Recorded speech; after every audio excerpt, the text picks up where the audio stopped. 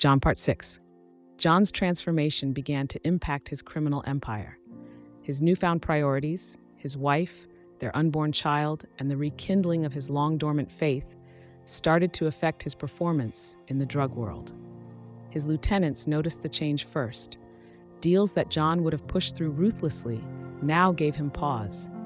He hesitated to order violence, his thoughts always returning to Maria and their child.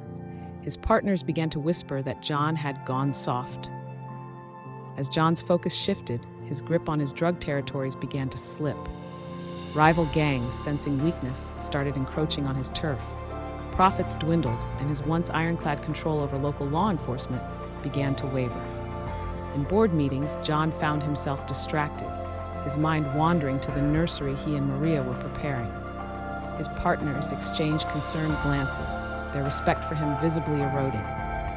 One night, after a particularly disastrous failed shipment, John's right-hand man confronted him. "Boss, what's going on with you? We're losing ground every day. People are starting to talk." John knew the implications all too well. In his world, weakness wasn't tolerated. It was a simple equation: lose control and you lose everything, often your life. He'd seen it happen to others, had even orchestrated such falls from grace himself. The walls seemed to be closing in.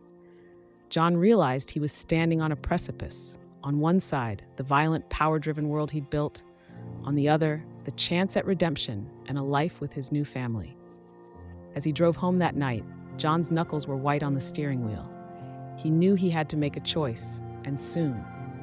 The rules of his world were clear. There was no room for distraction, no tolerance for weakness.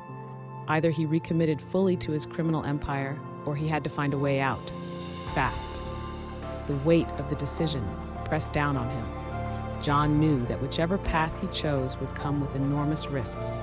Staying meant endangering his family. Leaving meant making himself a target.